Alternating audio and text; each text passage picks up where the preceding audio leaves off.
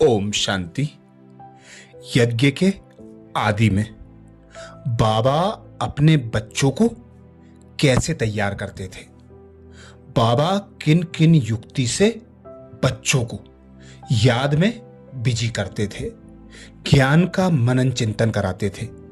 सब बातें जो दादी जानकी जी ने अपने अनुभव में बताई। दादी को जो भी जानते हैं उनके लिए दादी जी बहुत विशेष थी। वे 104 वर्ष की उम्र में भी नम्रचित्त रहते हुए हर परंपरा व संस्कृति वाले व्यक्तियों को परमात्मा की दी हुई आध्यात्मिक शक्ति की पूर्ण रूपेण महसूसता कराने वाली सच्ची सच्ची अथक सेवाधारी थी।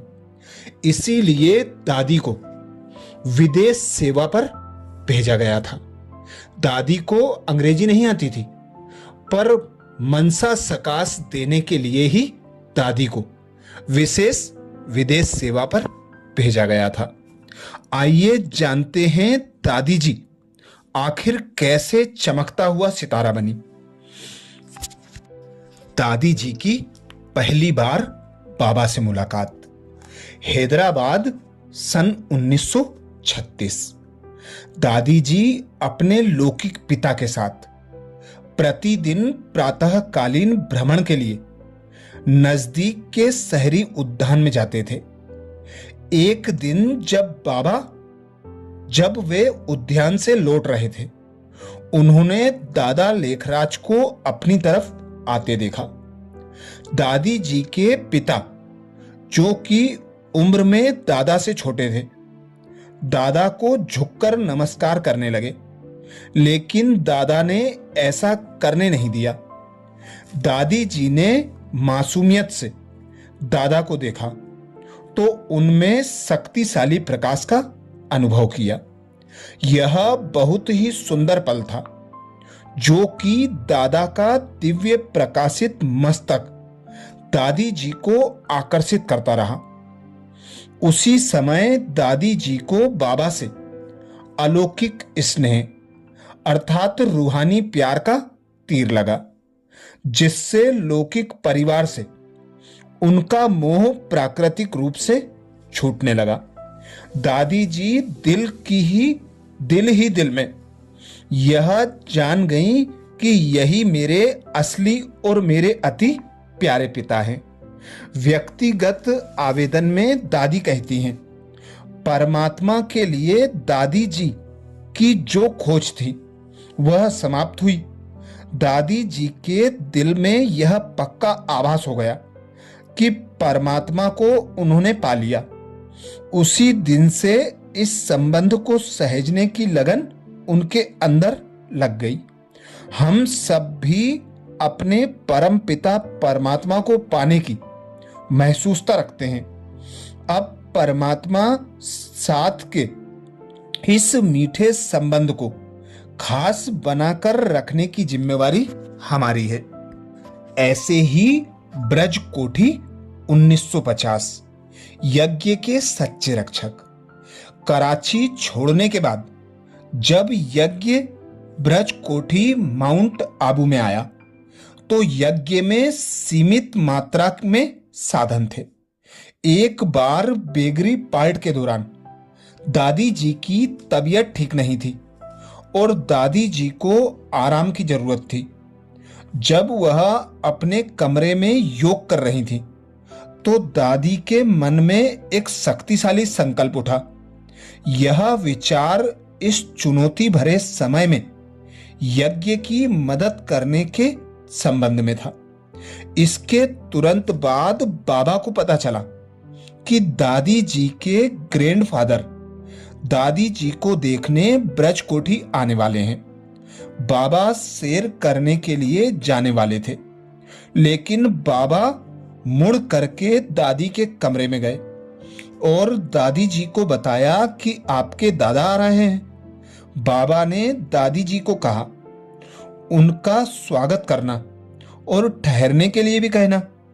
जब दादाजी आए तो दादी ने उनका स्वागत किया और बड़े प्यार से ज्ञान सुनाया। वे ज्ञान को, नए विचारों को अच्छी रीति सुन रहे थे। जब बाबा पैदल करके वापस लौटे तो दादी जी और उनके मेहमान से मिले। जब दादी जी के दादा बाबा से मिले तो दिव्य प्रकाश से भरे बाबा के व्यक्तित्व को देख बहुत प्रभावित हुए। जब दादी जी के दादा वापस जाने लगे तो उन्होंने 13 रुपए बाबा को दिए जो उनकी जेब में थे। बाबा ने यह ऑफर स्वीकार किया। बाद में दिन में दादा ने आबू रोड से फोन करके कहा कि वो बाबा के यज्ञ के लिए कुछ भेजेंगे।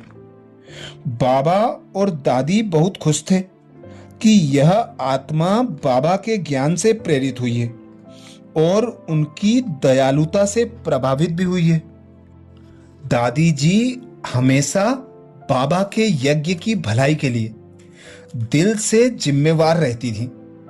उनका लक्ष्य हमेशा जो सहयोग वो कर सकती थी वो करने का और दूसरों को भी ऐसा करने के लिए प्रेरित करने का रहा।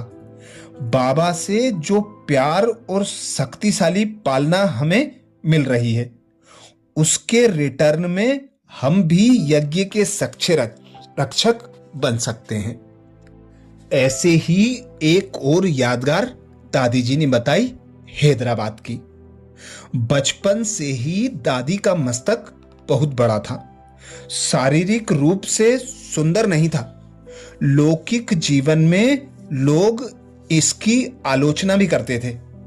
फिर भी दादी के मन में सदा एक ही विचार था, मैं जो भी हूं, जैसी भी हूं, बाबा की प्यारी बच्ची हूं।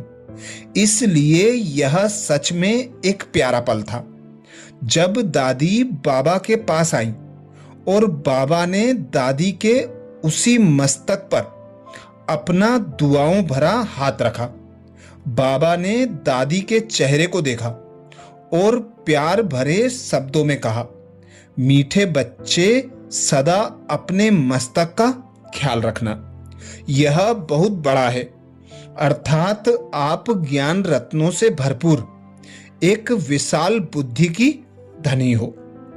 दादी जी ने अपनी बुद्धि को स्वच्छ, दिव्य बनाने और व्यर्थ तथा साधारण संकल्पों से मुक्त रहने के लिए हमेशा यह महसूस किया कि परमात्मा का दुआओं भरा हाथ मेरे मस्तक पर है।